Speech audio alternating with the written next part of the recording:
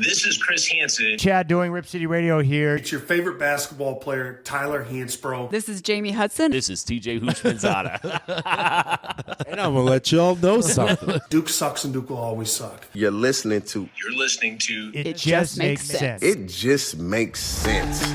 You're listening to It Just Makes Sense. With Braxton, Miguel, and Peter. If you're looking for expert sports takes, look elsewhere. We're back despite our better judgment. And yours, too. I haven't won since the beginning of football. Really? No, I haven't. Thank God. A betting podcast. Who would have thought? That would be. It's bad time, Bob. That would be a great show. What would? Keeping up with the Helmets. They keep moving. But They be moving. they be moving. They be shaking. But you can't be singing Christmas songs yet.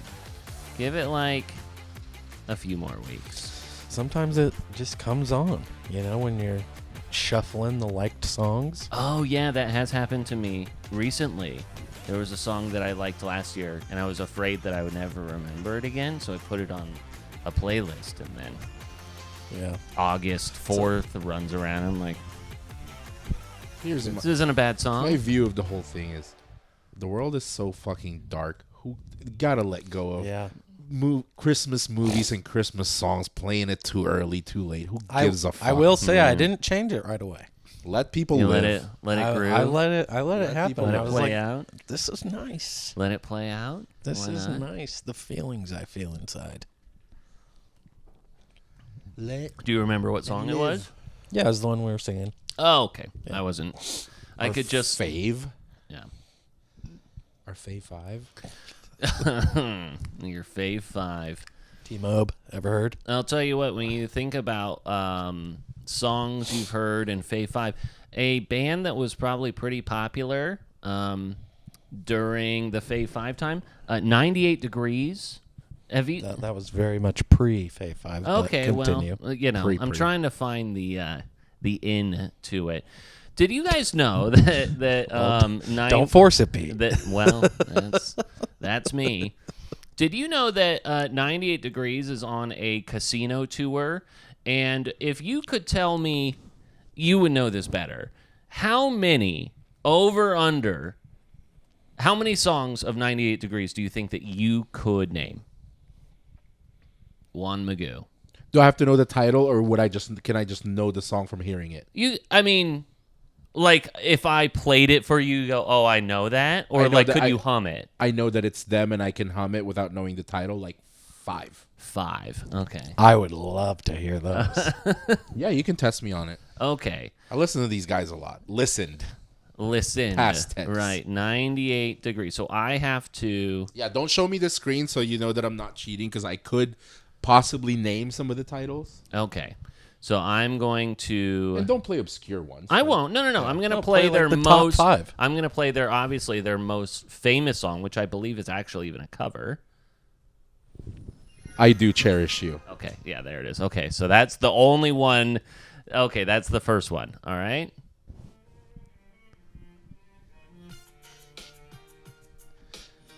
I don't know the title, but I can probably sing this song.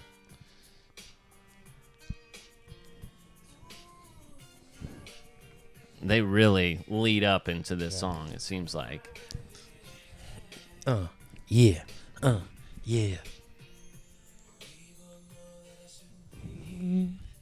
He's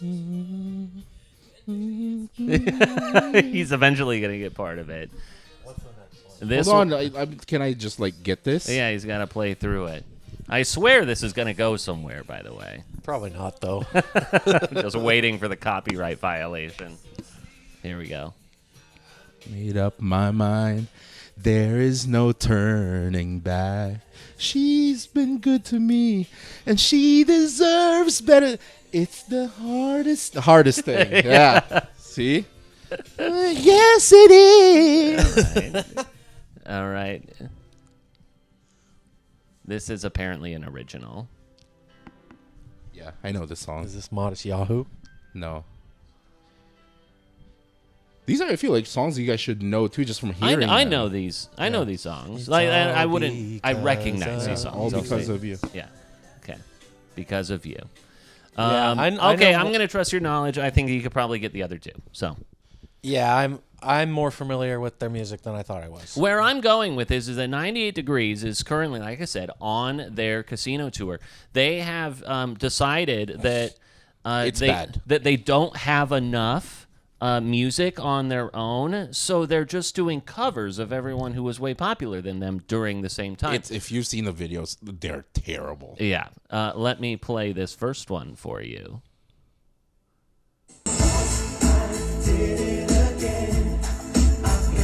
Watch them dance. Yeah, this is the first one. Is that Nick Lachey? Yeah, that's his brother Drew. Hands down, the worst one is the thong song. Well, we're getting The there. thong song was bad. Okay, so that was not bad, but it definitely wasn't near Because great. it's within the let's, band. Like, let's get to the thong song. the thong song. They had no business doing this shit. Which the hold on, this one is pretty fly for a white guy.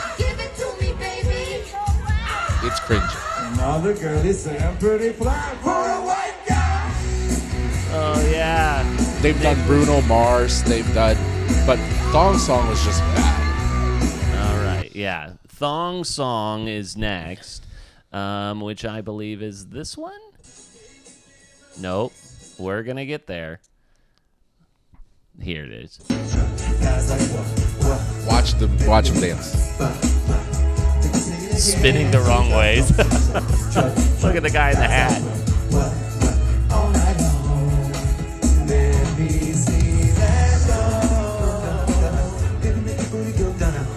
It's like watching your cousins perform at a family party. Yeah, it really is. And they're like a little drunk.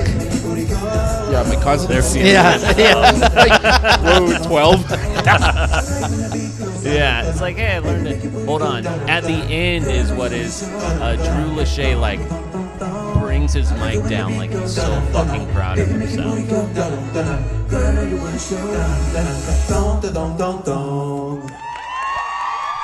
That's really embarrassing, man. Dude, he hit that thong Someone, on the money. a comment was, maybe it's not in this, is the choreography was awful. Other than that, this was terrible. Did not show that you were less proud of your original songs more than what they're doing. They played 8 songs of their own in a 25-song set. You could, if you think about it, people that are watching you because you're not big anymore, they probably know your original shit, and you have an entire Christmas album. Do the tour during Christmas so you could do that too. Yeah, do it from November 1 to like January 31st. Oh my gosh. There was one where they're each of the guys are on a knee singing to a girl, and they all look kind of exactly the same, but it's so uncomfortable. You just have a bunch of 50-somethings doing The covers of the secondhand thong song and embarrassment. shit. It's weird. Let me go through. Well, they probably have got some debts at those casinos, and they need to take care of it. Let's see. The covers that they did Finesse by Bruno Mars, Proud Mary by Clearwater Revival, I Want to Dance with Somebody by Whitney Houston, Rolling in the Deep by Adele, My Lovin', You're Never Gonna Get It by In Vogue. Make sure you go through the entire set list. Well, like, I'm just... Hold on. We're at... thank God I found you. 23 songs left, boys. They sang Happy Birthday to a girl named Stephanie. Shout out Stephanie. Shout out Steph. Isn't Thank God I Found You? You promised me there was a point to all this. That 98 Degrees sucks and they should just go back to doing reality television hosting. When we were talking about Fave Fives anyways. So, well, if you've made it this far, welcome to It Just Makes Sense. If you've seen... Guys, do I have an opening story for the pod? If you've seen clips of what was his old show with his ex-wife, with Jessica Simpson? Oh, yeah. What was the name of that show? They're married. Nick Lachey reality show. Newlyweds? Newlyweds. Well, yeah, sure. Have you ever seen clips of those today? Like just short snippets of, and maybe this is more like to bash him, but man, that dude was a dick. He was a in real that show. asshole. He was a real piece of shit. Yeah. He just like berate her and leave her. How much do you think that was him versus like, hey, whenever Jessica says something really stupid, just pick up on it and like make her really go and like. But that picking up on happened it a is lot. different than being just like he was just a full on dick. He sincerely looked like he hated his life, and He I mean hated- he's not Have- in that. Have you seen relationship anymore. Jessica Simpson recently? Yes, Is she big? terrifying. No, No. well she has been, but no, she is plastic now. Yeah, she looks like a doll, in not the good way. Jessica, Like the girl Simpson. from Like a American Coraline Pie. She was doll. at the VMAs or whatever. Yeah, Red very carpet. Tara Reid-esque. Let me see if I can find. Wasn't she banging her pops? No, I Wasn't don't that a whole think thing? that's a thing. Banging her father? Yeah. Her father? Let's see if this photo I think works. she referred to him as her father. As their Yeah, she's got all the lips now. oh, she looks beautiful. You like that? No, Okay, You like that? she looks like Joan Rivers. dude. She looks like a she's going that way. She looks like a surprise catfish. She's going that way. Oh, you caught me! Oh, great job reaching down there. Way to go. I had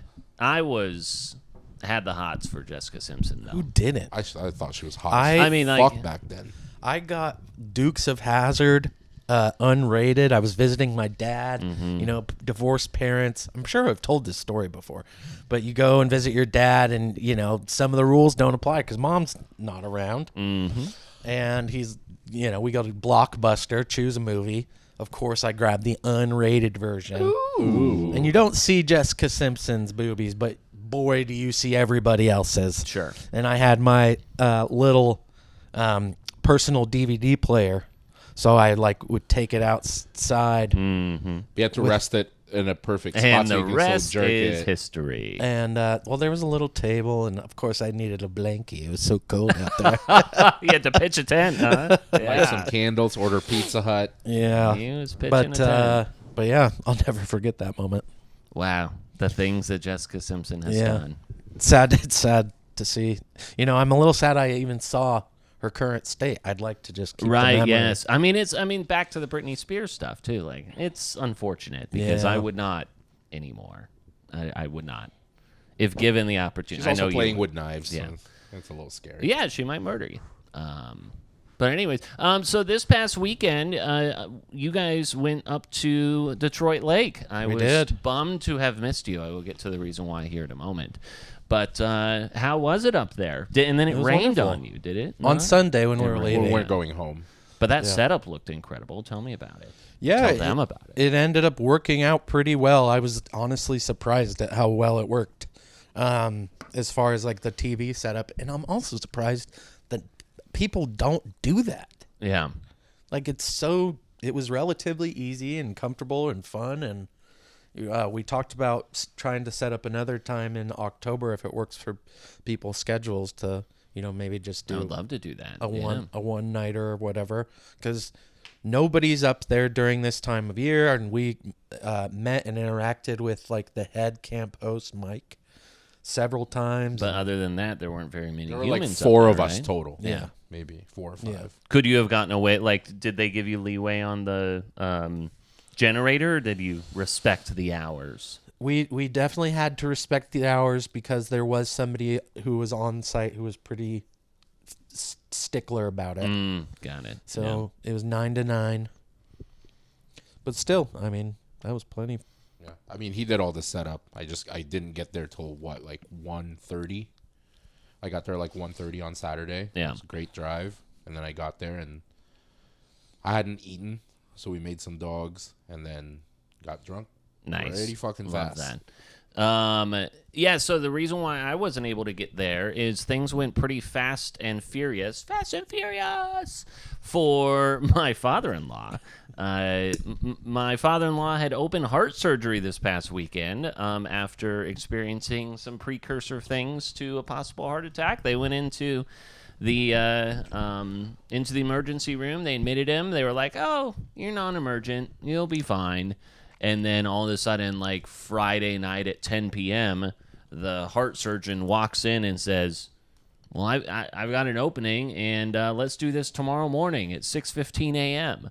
And so there I was getting a call right around 11 o'clock at night from my mother-in-law saying, like, would you mind taking me to the hospital because, you know, it's dark and you want to have a person with you and everything. So I was happy to have been there and everything, and things went well. He actually just came home today, very quick. The man is recovering quickly. He's a warrior. So Modern medicine. it was Science. I mean, Can you believe it? So fascinating. If only there were people who loved science in our current lives. There we go. Anyways, no, but one thing that I love talking about with my son, who is super interested in science, and he wants to be an astronaut. You know, he always watches science shows. As we were just talking about, like, all of the amazing things that had to happen and the tens of thousands of people and hours that led up to this moment being able to happen, to where, you know, like, yes, it's a very serious surgery, but like these guys,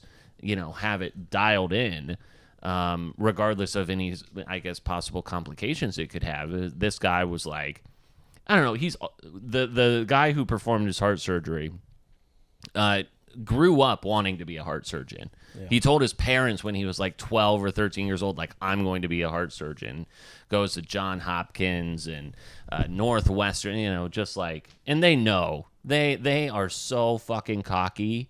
But, like, you got to respect it. Well, the thing with surgeons, too, is, like, it's not like they're downplaying what's happening with your family, but to your family, this is the main event. To them, it's just another surgery. Yeah, that's exactly what I was going to say. Of they do, like, 6 of them a day. Yeah. It's like, you know, all of us have that repetition in our work day where it just becomes mindless.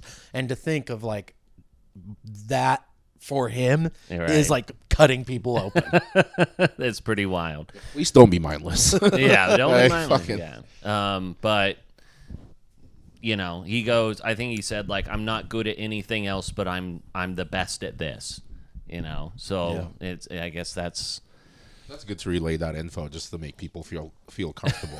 Yeah. I don't think shit at everything besides this. This is what I am good at. And so amazing people at St. Vincent's Hospital, and kudos to. And you didn't miss much. I mean, we got drunk. We talked about we talked about, I suggested, because I missed out on Pumpkin Ridge and you guys had recorded without me, so I was gone. Oh, right. I was like, hey, what if we do some sort of a Blair Witch podcast after dark? And I was like, dude, wouldn't that be sick? There'd be fucking pitch black. You and I just record, just talk shit, and do like some sort of audio recording. And it was like 11:30, and Braxton, and I'm peaking, and Braxton goes, I don't think I can last any longer. I'm sorry. And fucking called it. Yeah, the new dad. He's like, I'm up way too far past my bedtime. Yeah, here. and I mean, I drank more than I have in a while. I think I had 6 high noons. Whoa. 6 nooners? 6 high noons and a fireball shot, I think. Yeah. Take a fireball shot. And, we were having a conversation. I was literally like, I'm gonna fall I was kind asleep of right like here. that, where we were like talking about stock options and then I was like, it's 2:00 in the morning. I'm gonna go home. Yeah.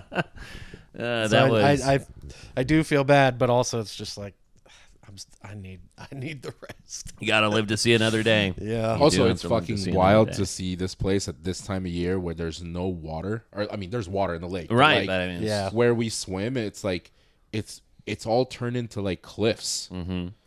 Like where, like Stumps our little cliffs, beach entry, it's like all big ass drops. It's fucking crazy. Yeah.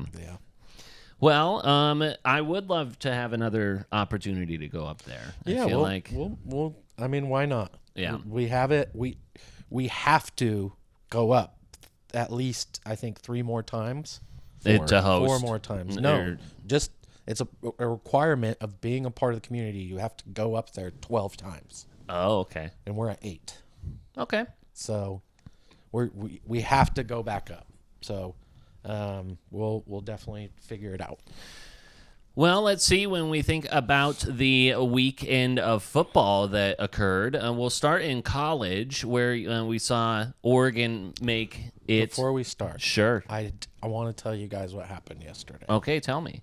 Sorry, I did not clear the room to make sure that nothing else had happened. What's going on? Well, it was my second anniversary. Your anniversry. Yeah, that's true. So yeah, nothing really was going on, Pete. Happy anniversary, Jared. Jesus Christ, Peter. I'm firing from the hip tonight. I don't have any notes. Yeah. So no, it's all good. My apologies. But first of all, so we were moving last year on our first anniversary. Right. And Jara was, 10 months pregnant, 9 months pregnant? Sure. Or excuse me.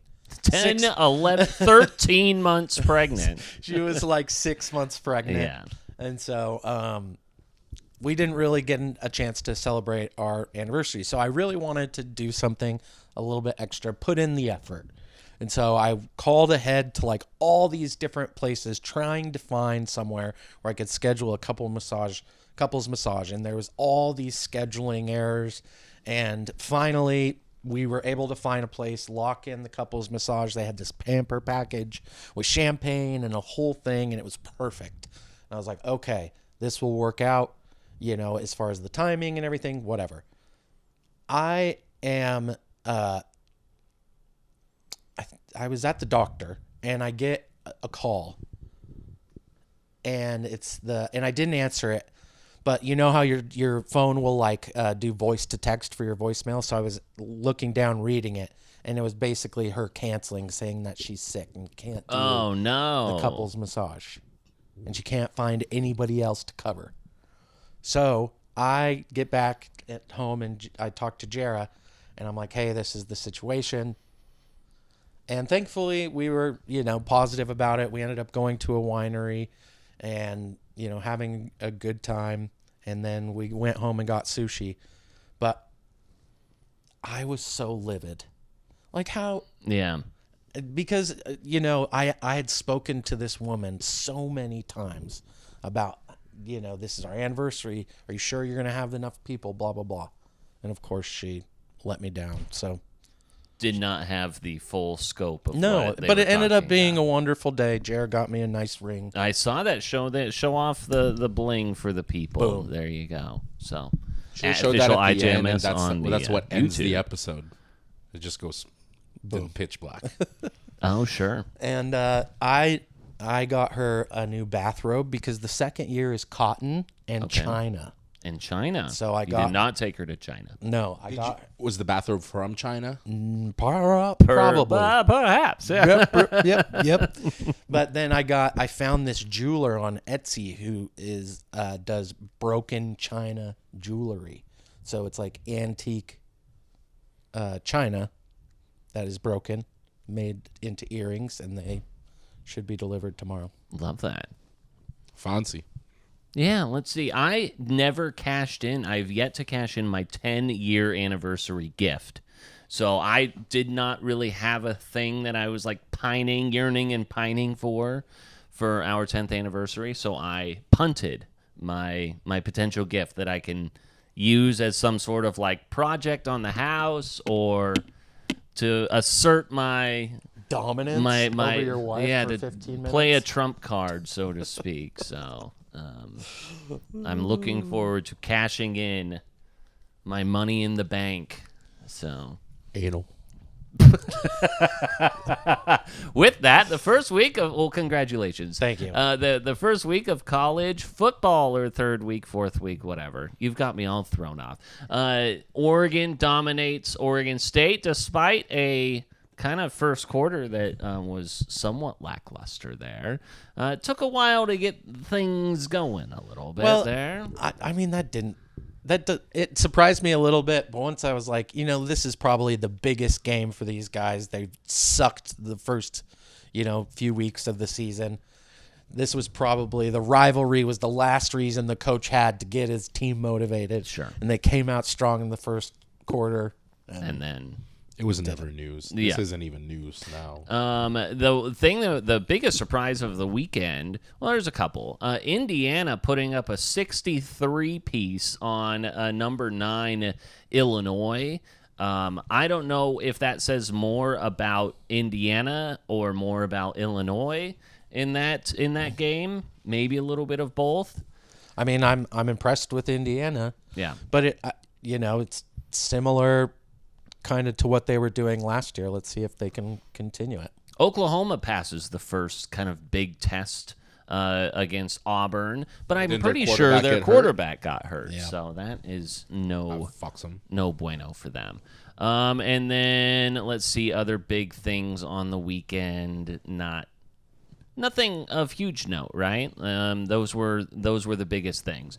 But the thing that I wanted to talk about is moving on to this upcoming week of college football. Yeah, college football is starting. A huge slate of games. It is week 5. Woo! We're there. Finally, we can say college football has arrived, and we've gotten a taste of a few good games this year, especially in week 1. There was actually a few good games there. Yeah. But week 5 is here. The biggest games of the weekend certainly will be the Oregon Ducks versus the Penn State Nittany Lions. Then there's LSU versus Ole Miss, Alabama versus Georgia. And then which other one Washington, Ohio State. Washington, Ohio State, sure. They're saying... I don't think it's going to happen. They're saying that is the biggest trap game in the betting world. Yeah. Over 80% of the bets are Ohio State, but if you've seen Washington, they're not a bad team. Yeah, they're 3-0, and they're at home. I can see Washington giving Ohio State some trouble. Only a 7.5 point line there. But there is another ranked matchup. What am I missing here? I mean, Tennessee, Illinois, USC. Will be good. Yep. Yeah, that's in the 9 o'clock hour. I wonder if Tennessee, Mississippi State will be good. Mississippi State is 4-0, and Tennessee just coming off of a brutal loss. Yeah, there. Mississippi State is frisky. I don't know anything about them other than that they're 4-0. That's what I'm saying, though. They don't really have one anybody. of those. Wasn't it the first week or second week that was an upset? They beat a pretty highly ranked team. Mississippi State in their schedule so far has they beat Arizona State. Okay. Yeah, that was that game. ASU has a decent game. I think it's ASU this Saturday. ASU TCU. ASU has one moment. Who do they have? I think it's TCU. Okay, sure. We'll say other than that, let's see. I wonder if Texas A&M will find their way to lose that game against Auburn. But why don't we start with the 12:30 game in LSU and Ole Miss, because I want to round out with Oregon and Penn State. Obviously, when you preview these types of games, you have LSU, more defensive-minded team, and then you have Ole Miss, which, Lane Kiffin and his roaring offense. The layer that I had messaged you guys earlier about, which adds a compelling angle, is the fact that Nick Saban's daughter hard-launched her boyfriend, who happens to be a linebacker for LSU, and I don't think that is any bit of a coincidence, in which Lane Kiffin quote tweeted something that someone had said, and he said, "Take the over." It was Kiffin's daughter. Yeah, you said Saban. Not Saban's daughter. Oh my gosh, Nick! Let's stick with Saban. Though. It would be funny if it was Saban's daughter and then Kiffin commented. Lane Kiffin's daughter. Wow. Let me just restart that. Lane Kiffin's daughter hard launching her boyfriend. Watch this game have all of this, all of the news and the hype behind it with all of the shit, and have it be one of the shittiest games on Saturday. Yeah. I doubt it. Ole Miss usually puts up points, but the question is this a bad thing for either team? I don't really think that it is. People are trying to make it out like, oh, I'm sure Lane's just embarrassed by this, blah, blah, blah. It's like, you think he just found this out? Yeah, I'm pretty sure he realized it. Yeah, people on the internet are real dumb. Yeah. Real dumb. But yeah, so LSU defense is a strength of theirs, obviously with Brian Kelly. They have some big game experience. They have they won last year in dramatic fashion. LSU holds the series record. Take that for what you want. But I wonder if, the inconsistency of LSU's offense is going to be like enough to overcome, say, Ole Miss takes a 1 or 2 score lead or a 2-score lead, at halftime, and what that ultimately means. For me, I'm leaning towards Ole Miss in this game, despite the fact that I think they're only a 1.5 point favorite at home. Your point with both teams is kind of going against each other, where you're expecting LSU to possibly lose in the shootout. If it becomes a shootout or a high scoring I don't know game. if I'm expecting that. I'm just saying that Lane Kiffin said take the over. I would like there to be a lot of points. I'm always down for something like that. I tend to agree with Lane on this. I think this is going to be a shootout. I do. I don't think that LSU's defense has been pretty good, but I don't think that, when we've all seen these games where like an Alabama, Georgia get together where they're two usually defense heavy teams that hold teams to lower scores, but then all of a sudden, everything's out the window and all of a sudden 45, we're trading 41. scores back and forth. That's how I feel this is going to be. LSU's defensive line is going to be able to stop the run, and so that's going to cause Ole Miss to air it out. Yeah. And I think Ole Miss's biggest weakness is the fact that they just their entire defense. But yeah. I think LSU wins this. You do, so you want to put money on this. This is what I wanted to ask, because you have some credits with me. You have credits with me. I have credits, yes, that's what I'm saying. So you can make as many bets as you want tonight because you're playing with house money. Yeah, so I am curious about putting some... this isn't like the biggest game on Saturday, so we can just do a straight up, I'll take LSU, you take Ole Miss for like 20. Okay, so 20 there for that game. Did you add our... I bet. I'll get to that when we get to the end. So I think Ole Miss wins this game. They get a bit of revenge from last year. I think that I tend to agree that it could find its way to a shootout. 56.5 is your over-under in that game. So, I hope it's a fun game. Yeah, it has all the pieces to be a high-scoring electric game. So that's what I'm hoping for. What are your guys' thoughts then on the Georgia and Alabama game? So Kirby Smart is terrible against Alabama. But Alabama's terrible right now. He lost to Kalen DeBoer last year. I believe Kirby Smart's 1-6 against Alabama. He is 0-1 against Kalen DeBoer. But Alabama, to your point, is... This is probably in the last, I would say 7 years, the hardest Georgia-Alabama matchup to pin down. Yeah, I agree. Because if you're looking at just this season, Alabama doesn't even look like a 500 team. Georgia struggled against Tennessee, showed a lot of guts coming back, because I'm pretty sure they were down to Tennessee by a lot. Yeah. And they came back and won. They came back and won that game. But it's like, I'm pretty sure they were not huge, but like 6 or 7 point favorites in that game. Mm-hmm. So it shouldn't have been that way. So you're looking at two like normal, usual powerhouse teams that are both struggling. And it's like you just have to go with Vegas on this one. Like, what does Vegas say? Vegas says Georgia 3.5. by 3. Okay. 3.5 for Georgia.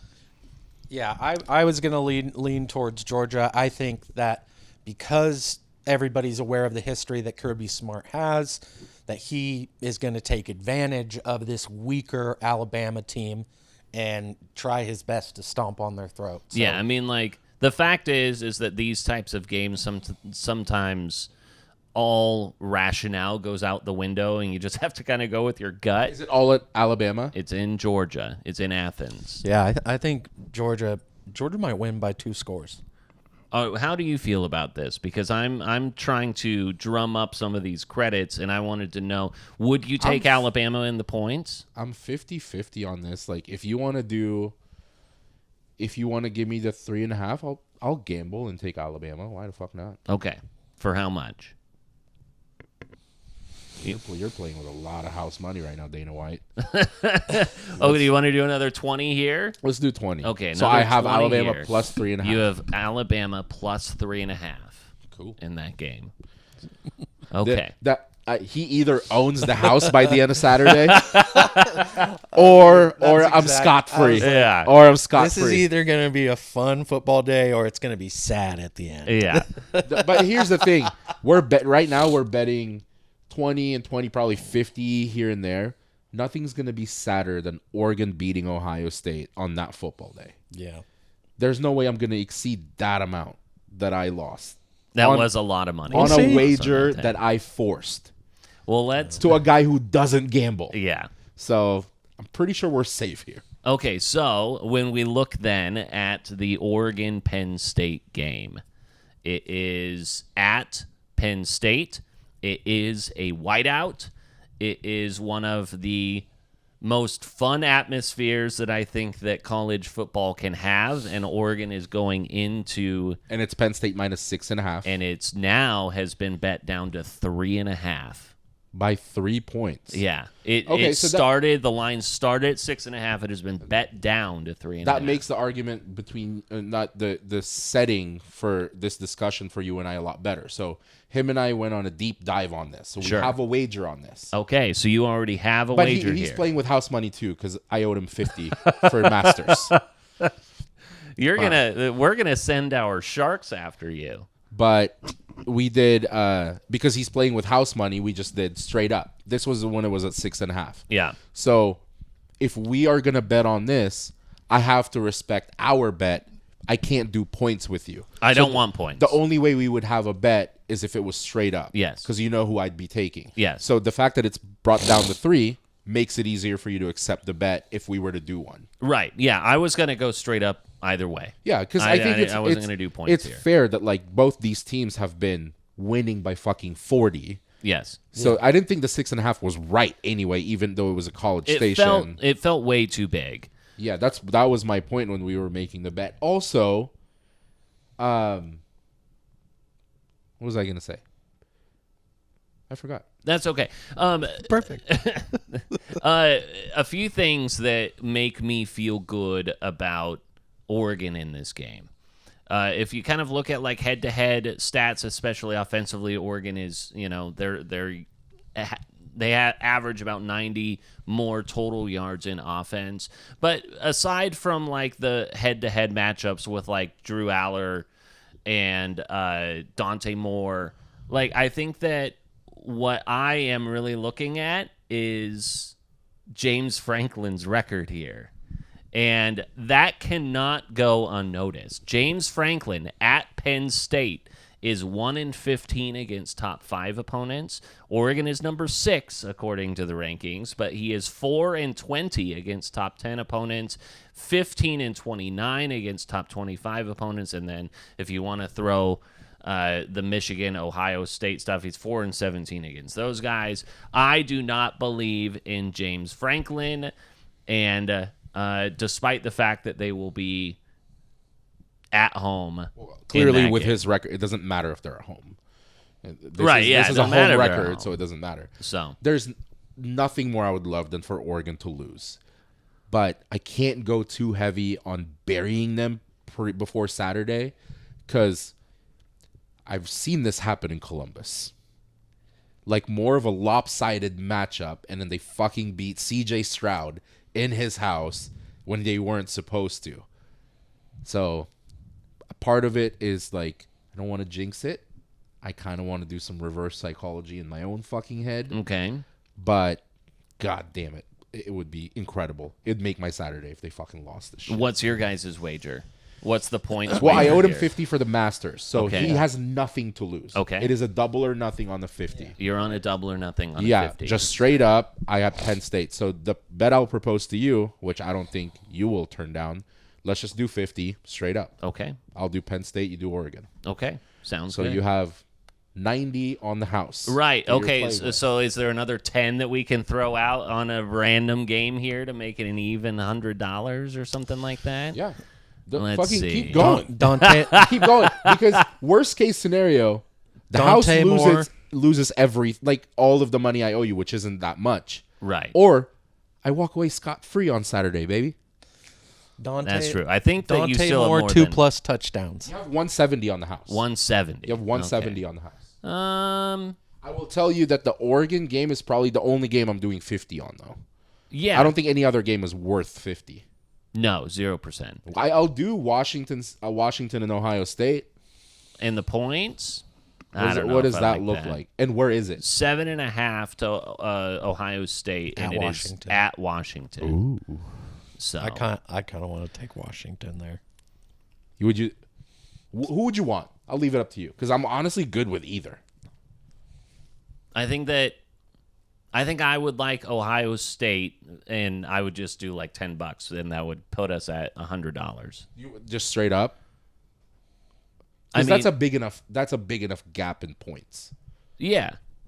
7.5. So you want me to give you the 7.5? Would you give me 7.5 for Yeah, Washington for 10? I would give you 7.5 for Washington. All right. For 10. So we're at 100. You have 70 left on the house. What do you want? Easy. Kill Braxton for 50. Right? Yes. Yeah. Please. Woo. He's already dying because of the lack of Benadryl in this I know. house. I'm but- allergic the- to Peter's house. If I remember correctly, there's 2 more games that might be interesting. Who's Well, Indiana do we play? want to talk about this game? We will. We're a betting Okay. podcast. dude. Yeah. Okay. Chill. The Indiana game and the Illinois Indiana, USC. Iowa. That's a good one. Do you think that Arizona That is a good one. does anything to Iowa State? Iowa State is rolling, continues to roll. No, because I don't know. Well, Arizona is tough, but BYU's going to thump Colorado. USC looks Illinois might be the only other interesting one to bet on. USC, Illinois. I mean, considering what Illinois is, I would take USC. Yeah, in that we'd both game. probably take USC. Yeah, Never mind. So so- are we done? I think so. All right. No Clemson to bet on, by the way. We'll before we get to that, I forgot. Last week's I'm present. I'm just adding this to the ledger because yes. there's a lot. Last week was pretty hilarious to have this whole conversation with Dabo Swinney, and then he goes out and he loses again. So that was pretty hilarious. Yeah, he sucks. Yeah, I mean, like, you gotta. In what world could you figure out a way to lose that game? And then You got to win that game. And then You got to win that game. You It's got to win that game. cheese and rice, and then Mike Gundy gets fired after all the he's spent his entire life at that institution there. But both of these coaches slow to adapt, and this is what we're seeing with both of them. But Gundy, one of the greatest press conference moments of all time, when his player got caught for a DUI. Come after me. And he goes, if we got in trouble for every time you had a few drinks and drove, right. I do that shit all the time. That's right. Guy's out of his fucking He mind, was dude. excusing the DUI. Yeah, he was excusing the DUI. Whomst amongst us? I know I don't know. A lot of people have recency bias on, obviously, what have you done for me lately? That's college football. That's almost everything that we do. Yeah. This guy has done so much for that fucking program. If you look at their overall record, how many winning seasons he had, how many bowl games he's taken him to, and then you throw the last 2 bad ones in there, all of a sudden he is the worst thing that ever happened in Stillwater. It is. Fucking. I mean, when you lose 11 straight games to FBS opponents, Yeah. there's only so much goodwill that you've the, got. the writing was on the wall. He was one of, like you said, the guys who didn't really want to adjust. And, I think it's fine. It's good timing. He has a historic or an incredible history with Oklahoma State. I think he will be looked back on as an all-time coach. What happens to him now? I haven't really He'll still coach. You think so? Yeah. Yeah. He's not done. You think he goes to like the NFL or something like that? He's not good enough to be in the NFL. I mean, But maybe as he- like a coordinator. Yeah, that's what I'm saying. Like not as a head coach, but like it seems like if we're thinking that the recruiting thing and the NIL thing wasn't that great, like Yeah. I mean maybe It makes sense. Maybe this like opens his eyes a little bit more and says, well, maybe he looked at his situation at Oklahoma State and goes, okay, I'm ready to change, but then it's too late. Right? Like all of a sudden you've just like found yourself in this. Yeah. And guys can turn over rosters very quickly, it seems like, now with the NIL. But He seems regardless. like the kind of guy that might find a spot in the Florida Keys and just be drunk by 3 every day, smoke some weed. He's been doing that the entire football season, dude. That's true. Just not at the That's Keys. true. He's been growing the mullet for retirement. So now it's time to Never looked better.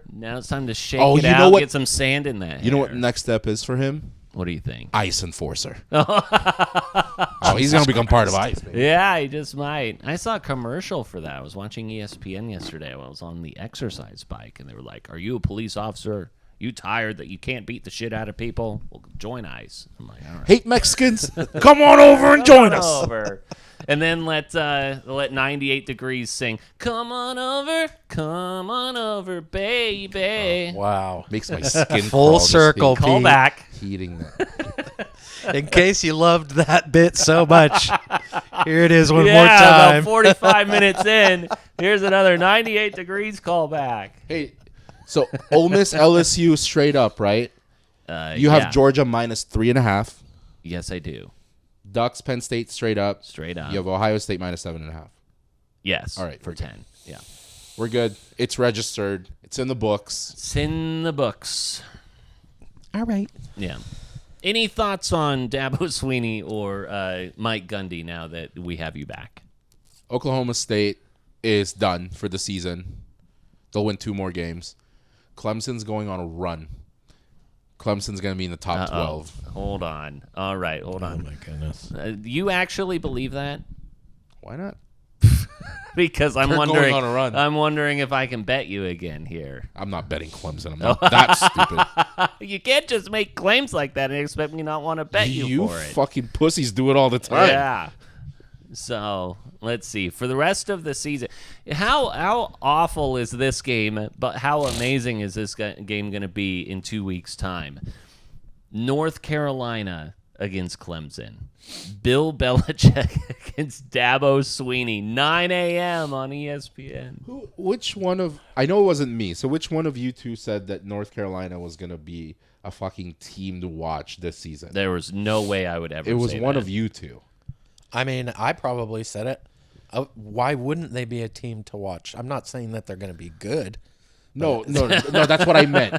You can't run around this shit. You meant they were going to be... Whoever said it meant they're going to be a team to watch because they're going to be fucking... They'll be in the playoffs. If you play back one of the episodes last season... I don't know if I said it was playoffs. one of you two. But I know I was excited to see what Belichick was going to be able to do. disappointing. Because what are they, like 1 and 2? Who wasn't excited? Don't act like that's dumb. Yeah, I mean, Who like wasn't to say Well, I that- excited? didn't make that prediction. They're I 2 was and 2 hoping. now. They're 2 I and was 2. hoping he would be the Bill Belichick of old.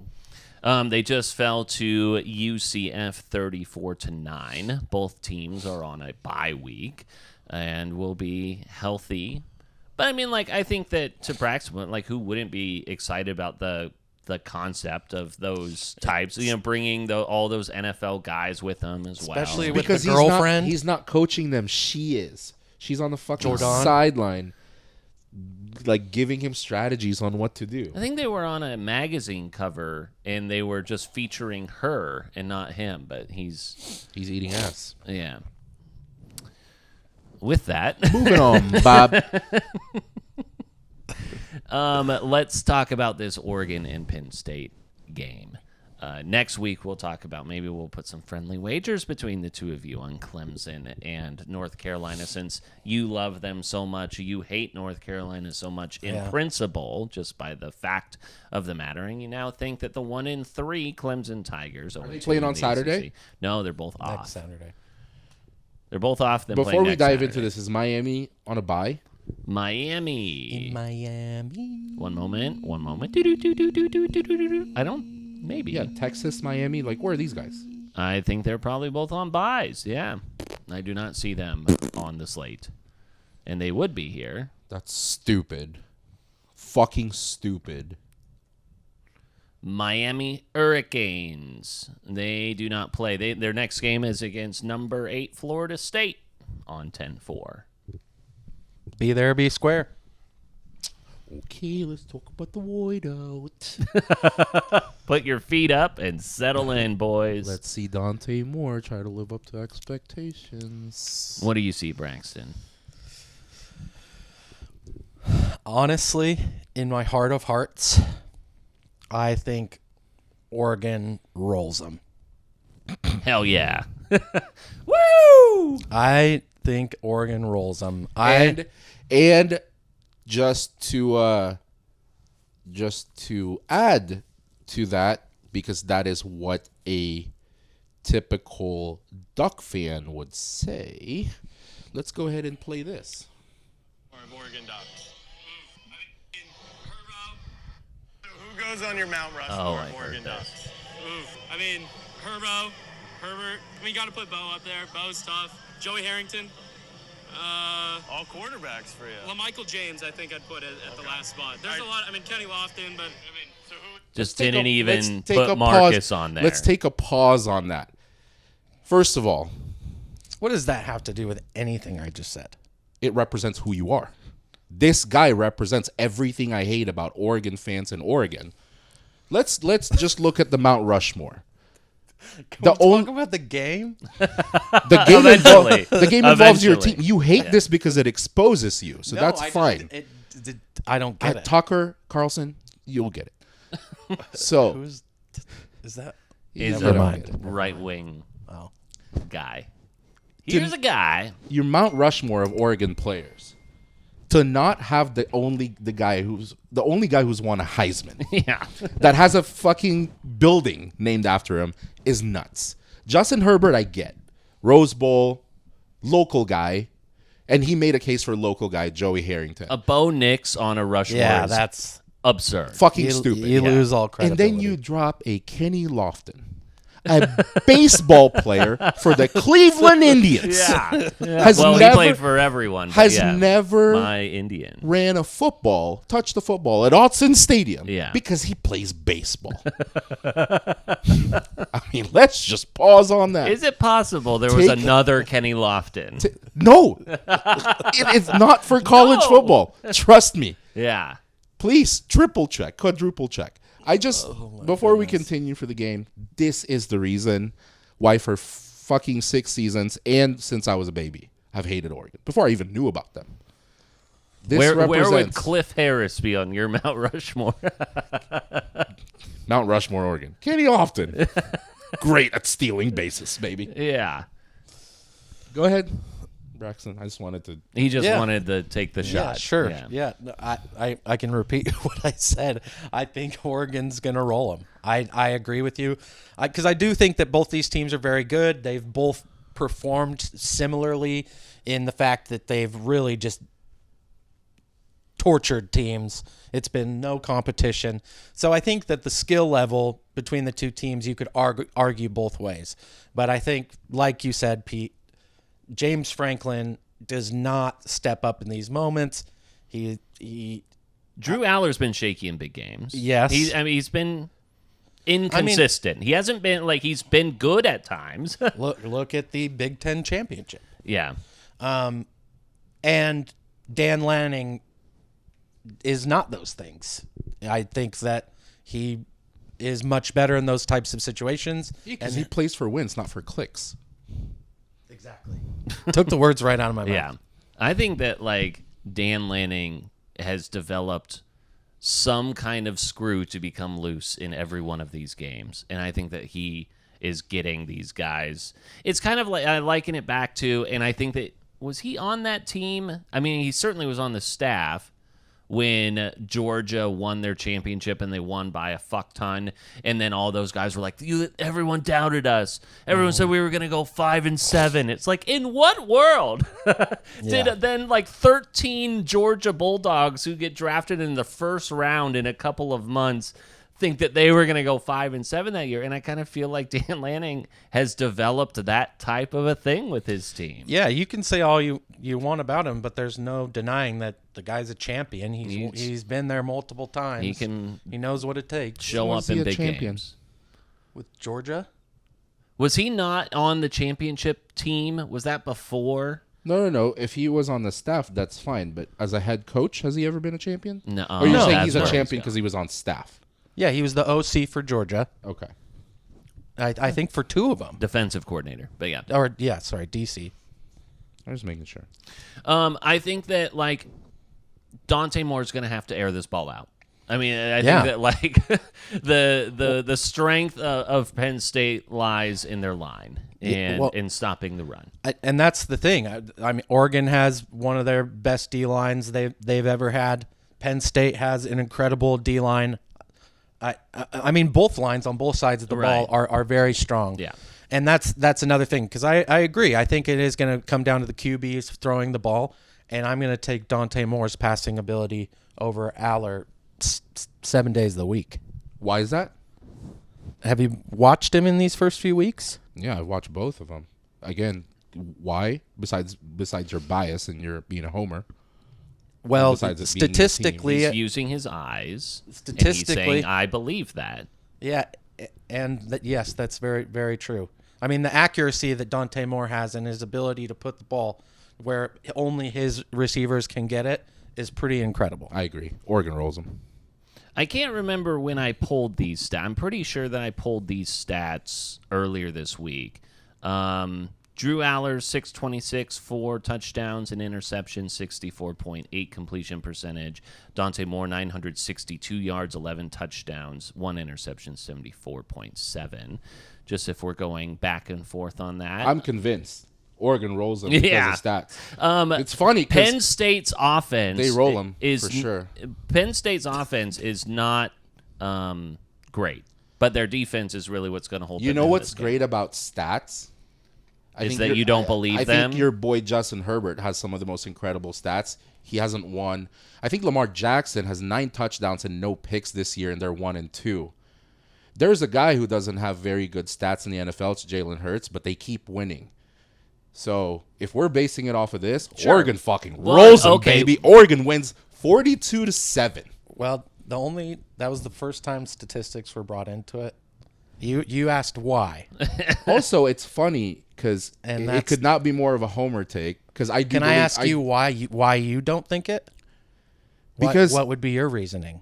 Because one guy is, regardless if you think that he's shaky in big games, he's played in big games. One guy hasn't. So we're writing the way that you speak about a guy going, I'm taking him 7 days out of the week. Never played under the bright lights. One guy has. So I'm taking the one with experience, whether it's Penn State or anyone else. You could be shaky or whatever, but he's been on that stage. Yeah. This guy hasn't. So to talk about him so lopsided like that, because Dante Moore is a Duck and he's doing so well beating Northwestern and Oregon State, fucking incredible. Just fucking killing it. But he's never been on the stage that the Penn State quarterback has. I'm taking the one with experience. Yeah, I was referring to his passing ability specifically. I think is much better than Drew Allar's. But you're absolutely right. Allar's been in big games. That doesn't James really... Franklin's been in big games, and he's the one who's got to get all of those play calls and manage that game and not fuck it up. And he's fucked it up. And it's not like Dante Moore is an inexperienced quarterback in general. He's not young. He's been a starter at a big school. So although I think you're right, statistically, Allar has been in more big games, but that doesn't really concern me. I think that Dante Moore has enough experience to make up for that. I mean, overall, my take on this game shouldn't concern you. I think Oregon rolls them. Thank you. Oregon I absolutely appreciate fucks the them up. reassurance. Oregon fucks them up. He's doing that. I believe that's called reverse psychology, Braxton. Yeah. But let's see. Both teams pretty good on turnover margin. So far, Penn State is 4th in FBS with 6 takeaways. Oregon 19th with 4 takeaways. So That doesn't matter. James Franklin's their coach. I think it'll be interesting to see how much Oregon could possibly be penalized, how much this, whiteout is going to get into their brain. I forget the song that they play, but Oregon was talking about playing that throughout the week to try and simulate Autzen things. gets loud too. You can just you've seen these games, and you've seen these games where Oregon's been involved in them. There's only 2 conversations that'll happen at the end of this. If they win or they roll them or they win by something close, it's like, yeah, you can't underestimate these guys. They're no longer flying under the radar. They're a good team. They're a powerhouse team now. And if they lose, it's because it's home cooking. It's in College Station. It's because they don't want Oregon. They don't want to give Oregon the benefit of the doubt. Ooh. Welcome to the cynical era. There you go. College Station is A&M. It's College Station, Pennsylvania. Would you like to bet on that? It's double College Station. It is? I'm pretty sure. That's news to me.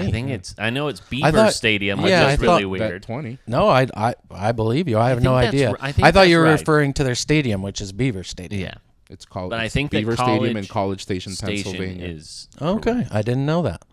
Thank you Yeehaw. for educating me. Yeah. What's new? But yeah, so what you're saying is that regardless of the outcome, the storylines have already been written. Well, you hear this like James Franklin can never win the big game in Oregon. Well, it's really more from the Oregon side. I mean, like I played, these are the people we're dealing with. Like the guy that I played on video, it's like these are the people we're dealing with. These are the same people that cried that Oregon got a really bad matchup in the playoffs last year. That's the reason why they didn't move on. They're going to find something. Okay. They're going to find the reason. So what's going to be your take then on next time that we record this podcast if Oregon comes out in Signetti's Penn State 63-10? If they burn them? Yeah, will they earn anything? Because every time we get to this point, it's Oregon hasn't proven anything. Well, then I'll ask you the same question. Why do you need that stamp? Why do you need that confirmation from me so badly? I don't need your confirmation. I'm just curious. Why do you need a stamp of approval? No, it's not. It's not a matter of stamp of approval. It's just you usually come into these conversations with Oregon hasn't proven it at all, and until they win a national championship, I won't give them an inch here. So you have your answer. You just keep regurgitating the same thing. Ultimately, what's important is the title. Right. Okay. So are you looking think for that stamp of we're approval in jaded a on regular one side and season? we're regurgitating Gordon Wood. So. Yeah. You keep asking for the same approval for regular season, which ultimately doesn't matter. All right. It's always been the title. It's always going to be the title. These are just talking points when we're in the regular season. So they could rout Penn State 100-0. And I'd be like, well, fucking Penn State sucked. I guess they weren't as good as we thought they were. But then Oregon loses or doesn't get to the national championship. We're back in the same fucking spot, and we'll be here every year until we're dead, because that is exactly what's going to fucking happen. We really need Oregon to win a championship to find ourselves on not level playing ground, but I mean, the value of a championship at least doesn't take change. away some of this. I think this is the first season that I think I'm officially disconnected from the emotions I associated with trying to get Miguel to admit that Oregon is good. I officially do not care. He doesn't value. I do not value. But there's never been any emotion in it. The point has always been the same. It's always been the same. It's always been a championship. To say there is no emotion in it is the biggest lie I've ever heard. But what you're saying is I'm taking the value away from your opinion, and I don't care. It's not. My points never changed. You guys are the only ones who've kept trying to change the narrative. That's what I'm saying. Yeah. I've been giving you the power by giving into it, and now he's disarming it. I don't care anymore. Yeah. It's like the power's gone. In every sport, in every pro sports or college sports we talk about, that. What is the only thing I put value in? Championship. It's a championship. It is a fucking Super Bowl, a national championship, a World Series. That is the only thing that matters to me. That's been consistent. I have never backed down from that, ever. So that is the only thing that matters. So when you're approaching me, well, how are you going to feel if Oregon routs Penn State? Give a fuck. Can you win a national championship at the end of this? Yep. Must be easy being a fan of Duke and the Lakers, huh? It is, I'm sure. Oh, so we resort to bandwagon. It is, I'm sure. Yeah. But yeah, I will tell you what, and I don't know if you want to pre-bet this, Miguel, but if Oregon wins this game, I'm willing to bet that they win the national championship. Oh, shit. If they win this game, they win the national championship. I think so. I think that I would absolutely take that as such a dumb bet. Okay. If we are looking at this from a betting perspective as well, Penn State 0-3 so far against the spread. The Ducks 2-2. So not perfect, but Penn State 0-3 so far. If that means anything to they don't cover. I would gladly sit here because I'm the person who takes accountability and I don't point fingers like other people. Oregon wins a national championship. I'll be like, you've accomplished what I always thought you would never accomplish. It's over. I would fucking... That's it. It's over. I'm going to drive off a cliff now. Oh, it's not over for me. They don't hold that much value in my life. I'm going to kill myself. I will say that I know that one thing that I had against you is so we can have a realistic I need the Chargers to win a championship too. I'm so sure Yeah. that if and when that happens, Miguel will be so cordial and gentlemanly. He sure will. I can see it now. What makes you think that I wouldn't be? History. History of what? Like when our lives. I've never of us being losers. I've never taken accountability for a loss. There. I've never taken accountability for being wrong. No, that's because that's what you're saying. No, it is not. That is not what I'm saying. What I'm saying is to say that you'll just be like all fine and dandy. Oh, I'd be sad. I wouldn't be happy. I'd be sad. You guys won. Handshake. Good doing business with you. But Justin Herbert still sucks. That image, that you'll just be like, okay, you win. I wouldn't be happy about it, but the point that I've made is going to disappear forever. Yeah. The one thing I'm holding on to will be gone forever. So what? It's not like I'm celebrating it. I'd be like, it's over. Also, for you, and especially you, because this really makes sense for you. You are thinking that when that, or if that ever happens, your point is we can now have a quote unquote realistic conversation about sports. Like what we're doing now isn't, because it doesn't cater to what you like. It doesn't work for me. It doesn't work for you. It doesn't fit your narrative. It doesn't make you feel good. Agree with me. Makes you not look at it as realistic. And also, what we're saying is that none of us are objective here. So we can't have an objective conversation. And to have the naivete to think that once Oregon wins a national championship, that all of a sudden he's going to just be like, yeah, Oregon's great. Yeah. No, that is not what I'm saying. Will I still hate them? Yes. Yeah, but he's still going to – that's the thing. They're going to win a national championship, and then next season's going to start. Oregon sucks. They're never going to be able to do it again. I'm still going to bet against them. I'm still going to hate them. Nothing's going to change, Peter. The one thing that's going to change is the biggest thing the biggest thing that I have will no longer be a talking point. Winning the championship will no longer be a thing that I can hold against them. Miguel, that is the biggest thing. Unfortunately, you are one of the more creative people I've ever met in my life, and I think that you're going to find plenty of ways to torture us. There's so many things about them to hate them, but the championship will be a big thing for it to go away. Yeah, no, I mean it definitely will be a trump card, because it's like you won. Well, we're national champions, so banners right there. Yeah. I might get it tattooed so I can just show it to you. We don't have to worry about it because shit ain't happening. I was thinking about raising a banner after Thursday Night Football in which I won like $70, and I was like, woo! I'm the best, better known man. And then I lost $130 on Sunday, week 3, No fun for me. That Rookie. Let me guess what you did as a rookie gambler. Yeah, tell you me. You won a fuck ton of money on Thursday. Yep. So your normal wagers were increased on Sunday. No, actually no. I just You made more bets. Spread them across. Yeah, I did more. And then I doubled down on the fucking Cowboys to win that fucking game again. I was like, I did a live bet. I'm like, hey, the Cowboys are at plus money right now. Let's take them. That was so stupid. You know what bet could have easily bit me in the ass, and I'm glad it didn't? I normally double check everything, but on Sunday, the Chiefs, what was it? Chiefs what? Lions. Chiefs-Lions game. No, Chiefs did not play the Lions. Ravens-Lions on Monday. Ravens-Lions on Monday. Yeah. I had placed 4 guys to score a touchdown anytime.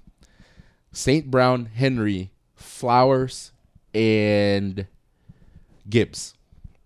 In the first quarter, Gibbs and Henry both score a touchdown.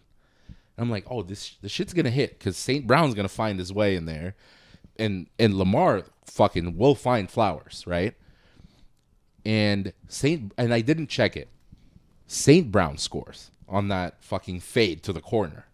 I'm like, shit, I'm 1 away. And then I go to my DraftKings and I'm looking at the open bets and it's not there. I keep refreshing it. And I'm like, why the fuck is it not there? I only put like $1 on this bet. But it was to win like 60. I keep refreshing it. It's not there. I go to the lost column and it's there. Oh. Because Derrick Henry wasn't an anytime touchdown. It was a first touchdown scorer. Oh, no. If Flowers didn't score, Right. lucky for me. Yeah. But if he had scored and that fucking didn't hit, dude. Yeah. I was going to say I'm done gambling, but that is not true. I've been holding back this information because I was hoping that I could correct it before it got too out of control. All right. I have been dabbling in the gambling. Ooh, he's back. Good. And I have not won a single bet. Since when? Well, since the beginning of football season. Since the season. beginning of time. I haven't won since the beginning of football season. Really? No, I haven't. Oh, thank God. You shitting me? That's pretty normal. Yeah, welcome to our betting podcast. Also, I mean, we're what just not to approaching do. week 4. This is pretty normal. Yeah, we've for me. always, at least I've always said, you don't know shit until week 4. Yeah. Normally, I don't win until like 4 So now or 5. I'm going to start winning. Yeah. Well, You talk about that like it was so weird. I've not won a fucking thing since September. What a betting podcast. Who would have thought? Yeah. No, I mean, I was dabbling in round robins again this week, especially in the touchdown scoring. I thought that would be kind of fun because usually, I mean, we talk about this. It's like, oh, I did all these bets and then just one missed. Well, you can counteract that by having the round robin, right? And I was like, oh, I put 25 cents or 50 cents on each of these things, I could win like $87. Woo! And then none of it hit. And you go, well, that sucks. Yeah. So touchdown scores screwed me. The Packers fucked me over. That was great. Browns. Go Browns for that one. Let's see, who else? Oh, here are my 2 worst bets of the week. I'll tell you what. I was thinking that the Bengals... That's where you're in trouble. the Bengals as a dog and the Patriots as a home dog against the Steelers. Apparently, whenever I bet against the Steelers, I end up winning. I am now 0 for 2 when I bet against the Steelers. Not only did I take each of those money line, but then I parlayed the Patriots and Bengals. The Patriots, you were real confident in this. Allergic to the end zone. He has it on a fumbling spreadsheet. Yeah. And the spreadsheet is separated into like guaranteed wins. Well, like Jake Browning, 50-50. Jake Browning had been like cut by the Vikings, and he was like all fucking pissed off at them. He was like, "Oh, is that why you cut me?" That was last year because I think he was playing against the Vikings. So I was like, "Oh, hammer that." You forgot about Carson Wentz. Yeah. Well, no, I forgot about whatever the other guy's name, Rodgers something or other. Not Aaron Rodgers. Isaiah Rodgers. Isaiah Rodgers. He like scored 1 billion points on Or his own. the Vikings defense putting up 50 fantasy points or some shit. I don't know how like the like algorithm works for your Pro Football Focus score, but supposedly you can 100 is perfect. Nobody's ever gotten close to it, but Isaiah Rodgers had a 99.9 or something. That's crazy. Like can't have a better game essentially. It's pretty impressive. I wonder where the Eagles were at when they started making their comeback in the betting category. I imagine they were like talk about a great live dog bet. A live dog bet, like that was probably like in the plus 500 range, and you're down 26-7 or whatever it was. So, got a winner for a quarterback, man. I suppose so. They're so boring, and he doesn't put up stats, but he's a fucking winner. I mean, that game when you're talking about bad beats. You had Jordan Davis not just like run that back, made it so that the Eagles covered that game. I mean, just like anyone who was just hammering the under there that's a terrible beat if you were on the under there. Good for the big man. What'd they say, 18.5 miles per hour on that return? 18.6 miles an hour. He also lost a bunch of weight, but he was fucking moving. A big man certified podcast, very proud to endorse Jordan Davis. And ran it back. Yeah. How many farts do you think he squeezed out? That butthole was puckered running fast. You're not farting running that fast. Yeah, that's true. Baker Mayfield once again leading the charge there for the Buccaneers. Marcus Mariota bloodying his head coach. Did you see that play? Yeah. That was pretty cool. What's his fucking Dan Quinn? Dan Quinn. He looked pretty badass. He did, yeah. Marcus was trying to like make it sure that he didn't fall, and then he like goes and grabs him a towel, just like the nicest guy in the world. Such a sweetheart. Such a gentleman, that Marcus Mariota. What was Sunday night? Sunday night was the Chiefs game, which that wasn't that great. Which, yeah, I mean the Chiefs win 22-9, but then that's just because Russ has come back down to earth after facing the Cowboys. He's gotten benched now for Jackson Dart. Maybe he finds his way onto Bengals or something. I do want to. Chiefs look. I do want to discuss this because this was fucking super interesting and like a nail biter. Braxton and I were playing each other in our fantasy league. Sure. Yeah. Oh, Sunday. Yeah. That was such fucking bullshit. So I had Malik Neighbors, right? Wilson fucking sucked balls. Malik Neighbors got 3 points. Yeah. 3.3. And he got injured, didn't he? He came out of the. He's questionable, but he's fine. Yeah. But he had 0 until my point is he came out of the game. He did. Yeah. He had 0 until the 4th, and then got like 3 points to end the game. I'm like, great. I was expecting 18 out of this guy on a full PPR league. I'm facing him. I'm up by 10, I think, by the end of Sunday night. And then he has Derrick Henry playing the following night, and I had the kicker, the Baltimore kicker. So first quarter, Henry scores a touchdown. I'm like, I'm cooked. I'm fucking toast. Yeah. This is over because I'm only going to get PATs out of this fuck. So we're dead. And then, lucky for me, the Ravens had that drive where they had to kick a field goal. And I watched that field goal and I go, fucking great. He missed it. And then Joe Buck or Troy Aikman was like, oh, that's good. And I'm like, no, it wasn't. That was a miss. And then apparently it was on the inside top of the goalpost. So I got 4 points out of that. And then the Henry fumble. Yeah, because I had taken the lead.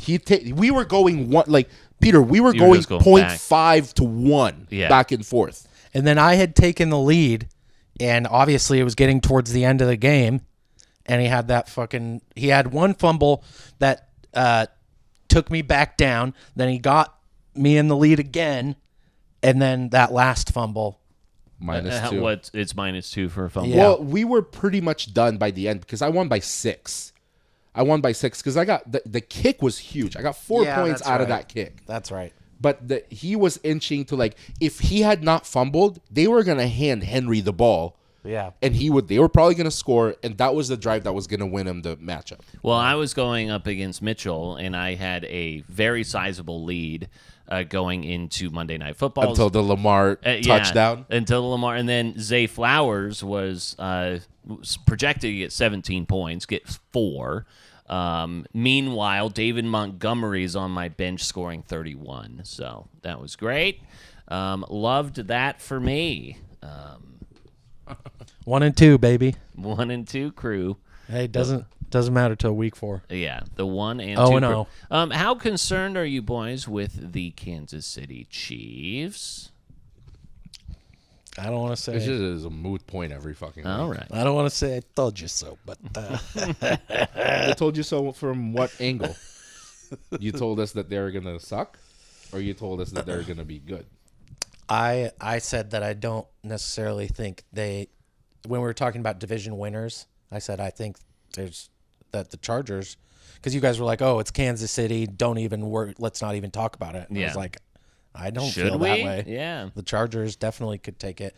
And you said that we'd be idiots to not put it in our bet, which I agreed with. Outside of division winners, like, what do you like? How do you really disagree that like you cannot bet against these guys? Because it's such a fucking easy cop out to be like, Mahomes is gonna do Mahomes shit. They're gonna do this or whatever, and they get lucky. People always say that they get lucky because Rice goes down, Worthy goes down, and they get lucky.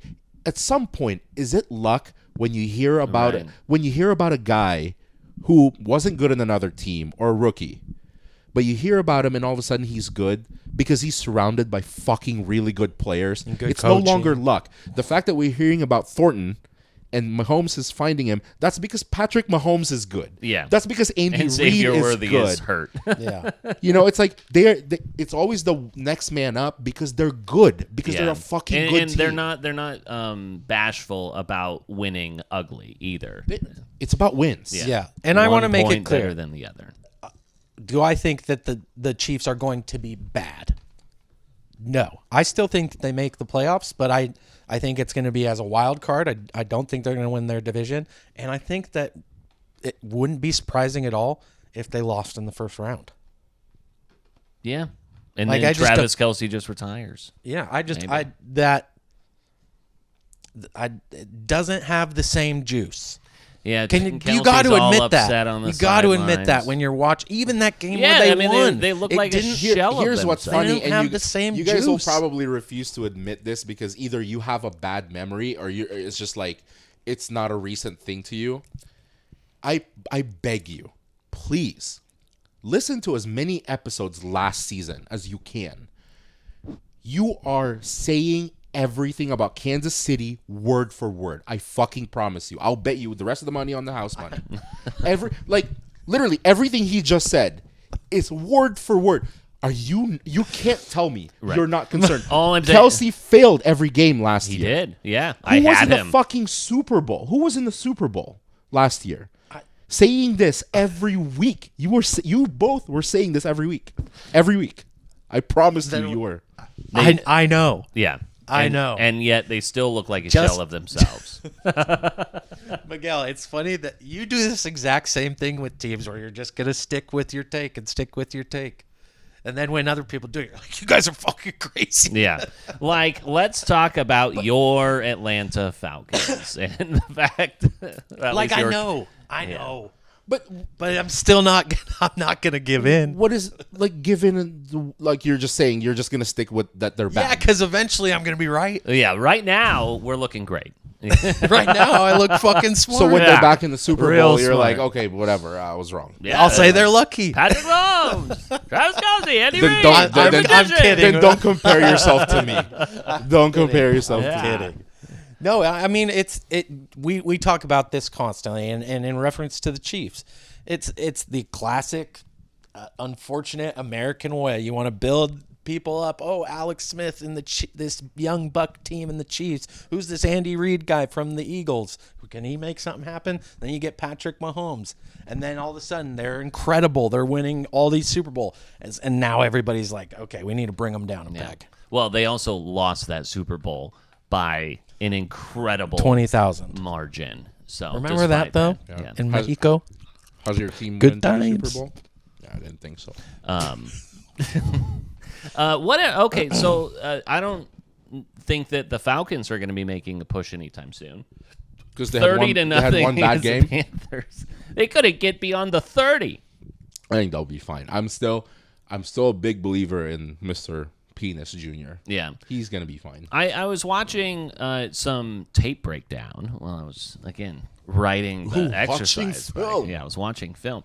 No, and I thought that they made an interesting point about how in their offense right now they're running the pistol. So like by the time Bijan gets the ball and the line has like cleared an opening, it's stupid. He's still too far behind to actually like burst through the opening.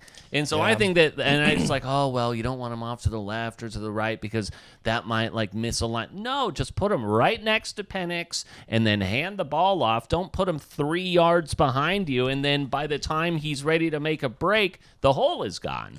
And running a pistol offense, in my opinion, is like changing your putter grip. Yeah.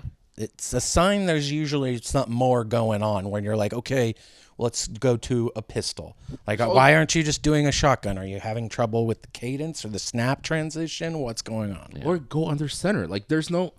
You're talking about a completely different set of athletes. Like, you can run a pistol in college because Reggie Bush, it doesn't fucking matter if he's 20 yards behind the line of scrimmage.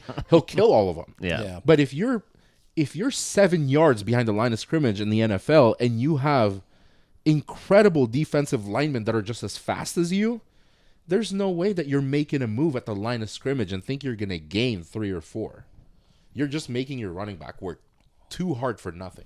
Well, the Falcons will have the Commanders. They will be at home, the Falcons will. So we'll see if they are currently a home dog to Marcus Mariota's Washington Commanders. Is he playing again? I would imagine he is. I don't know. They're not going to rush Jaden. Yeah. I mean, he should be able to win this I think game. that, like, I think the latest headline I just saw on the front of ESPN, if it's still there, QB feels good, but status is up to doctors. So they should be able to win it.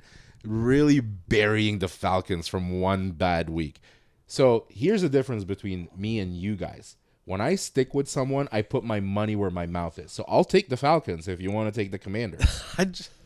Let's bet on it. Straight up? I'm just saying, Marcus, if you're going to choose, who's the best backup quarterback in the NFL? What you said is, they should be able to beat him. Like you're talking about the fucking Panthers. Straight up? Yeah, I'll do straight up. They just got beat by the Panthers. 20. There it is. 20. All right. They just got beat by the Commanders over the Falcons on Sunday. My Commanders, Marcus Mariota, the best backup At least QB. I put my money where my mouth is. Remember, boys, we have an Ireland game this Sunday between the Steelers and the Vikings. Could not be less interesting. I can't remember the stat, but there is one from a betting perspective where they drink Guinness at halftime, where either the home team has covered or the road team has covered in exorbitant amount. And now that I say that doesn't help anyone here, but we'll look that up and we'll see. Just choose one. Bet one. Bet one. Maybe I'll bet the Vikings so the Steelers can get their third win of the year. I feel like maybe this is so off, but like Vikings, Ireland, kind of close in like Nordic. Sure, yeah. You know, they're not Irish. I know, that's why I'm. But they're closer in proximity. Yeah, you now. can. My point is, you could make. Take. You could make such an American take. It's not even close. What I'm saying is you could make more of a relation between Ireland and the Vikings than you could with Ireland and the Steelers. Yeah, or the Jacksonville Jaguars and There's London. more steel workers in Ireland. You're right. Are you kidding? I don't know. I'm not. I don't. You're right. I actually have totally no idea. making that up, but I could absolutely sell it. I have no idea. You're probably right. Let's see. Do you think Buffalo covers to claim that there's more steelworkers than Vikings in Ireland? It's probably a safe bet. Yeah, maybe as cosplayers or anything. Bills 15.5 points. That's a fucking trap. The Bills game is a fucking against trap. who? No, against the Saints. Oh my! Saints No. can't do For dick. the spread, they're gonna win. 15.5. But to bet that on the spread, dude, they could be. We'll just tease it to +2 to -2.5. The same way that some fucking idiot teased the total points on the Lions Ravens and said, "Oh yeah, this won't go over 59 or something." That shit went to 68. Yeah, and he sure bet did. 250,000 to win like 580. Oh, no. He did really. He Some teased guy? it from like fucking 51 to or like 49.5 to 59 or something like that. He gave teased it himself 10, 10 points. 10. And that shit was at 6. I think it ended at 68 or something. Ugh. Do your Lions compete and cover, or do your Browns compete and cover the 9.5 that the Lions are giving them? I mean, they absolutely could. The Browns' defense is arguably the best defense in the league. One fluke win, and he's back Best on the wagon, D. baby. I think One mean, fluke win, and he's back. Again, statistically, they are ranked. Don't talk about stats. They are ranked top 3 in all defensive categories. Defensive team categories, excuse me. I might fuck around and find out with the Panthers getting 5.5 from the Patriots this weekend. That could be fun. Says, ooh. Plus 185 for the Panthers money Panthers, line. Patriots. Yeah. I actually hope not to see that game. Yeah. No, I will cancel my subscription just to not see that game. I am also kind of curious. I feel like we're going to get a temperature check a little bit from both the Rams and the Colts this weekend. Rams at agreed. home. Obviously, they had that really awful meltdown there at the end, but with Danny Dimes. Do we just is it really easy for you guys to gang up and just pick and choose what to call me out on, and then like leave out ones that I correctly maybe predicted? What did you correctly predict? I don't know, guys. Because I correctly predicted the Colts, but I'm not trying to rub that in anyone's but face. you guys were like, I don't know, man. The Packers winning this division. I don't think the Lions will be the same Oh, team. yeah, we did bury the Lions I don't think after the week Lions one. will be the same team without Ben Johnson. Yeah. I think they scored 24 touchdowns on Monday. They definitely have scored a few more points again. Yes. I think the Packers lost to who? The Browns, baby. The best defense there. Yeah. Best defense in the league. Look it up. The 1-2 versus 1-2 Ravens versus Chiefs. The Chiefs, yet again, a home underdog. I think that happened one time last year, and before that it hadn't happened in a few years, but now people are not liking what they see out of the Chiefs. It is crazy to think that after 4 weeks, either the Ravens or the Chiefs will be 1-3. That is pretty wild. It's insane. That's crazy. Neither of them are winning this. I didn't want to bet this game, despite the fact that I said that the Chiefs were. I didn't want to bet this. I'm not going to bet this game because I don't know what the fuck's going to happen in this game. Henry will have 3 fumbles because he refuses to take off the sleeve. So he'll have 3 fumbles. Is that what it is? I hope not. That was a Lamar won't throw a pick. Mahomes will throw a pick, probably, to Humphreys. Kelsey would still have a bad game. He'll bitch and moan. This on will the be sidelines. this will be the week where I'm like, okay, I need to take him out of my fantasy on one of the leagues and put Ferguson in. I benched him this week. Or Kyle Pitts. I'll put Kyle Pitts. Is that right? I benched him. Sorry, Travi. Your Sunday night football game is the Packers and Cowboys. Then you get a couple of Monday nighters, the Miami Dolphins versus the Jets. Woo! And then the Bengals and the Broncos. I think that's a good underdog pick right there. The Cowboys on Sunday night. You think? They're kind of like ebbing and flowing and ebbing and flowing. I think that after, just like you said, the Packers lose to the Browns in a atypical game, did not perform very well, had every opportunity to win. I think they come out swinging on the Cowboys. I could easily be wrong on this, but it seems to me like a quarterback like Dak Prescott doesn't like Mr. Brisket. Mr. Brisket. He doesn't like the maybe pressure is the wrong word, but he doesn't like the expectation to find who he's supposed to find. You know what I mean? Like he wants to be able to just like play freely. But if CeeDee Lamb is there, it's like Lamb might be hurt. You better get him the ball. But CeeDee's not going to be in this game. Yeah. So I feel like he'll be more relaxed to go, I got Pickens, I got my tight end, I got Javonte Williams, I got who's this other favorite? Like the other wide receiver 2 or 3. Whatever that fucking guy's name Who is. knows? Tolbert. Mm-hmm. But I think without CeeDee, I think he plays a little bit more free. They're at home and it's a home. Parsons game. I like the Cowboys. It is a Parsons game. What's the spread? Well, it's 7. The Packers are giving the home Cowboys. I'll take it.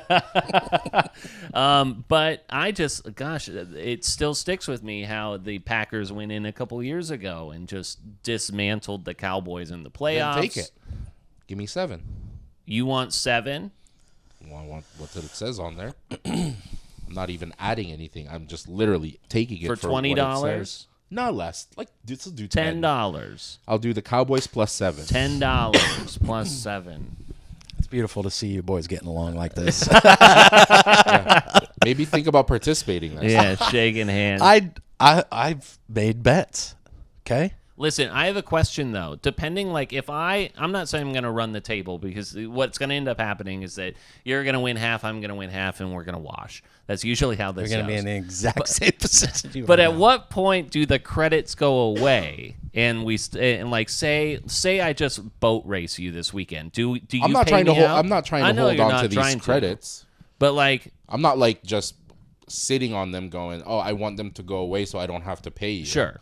But we're still early enough that like you can use house money. I can. But if you fucking boat race me this Saturday, I'm probably not betting and risking that again. I'll probably just like pay it out and be done with it. I'm very.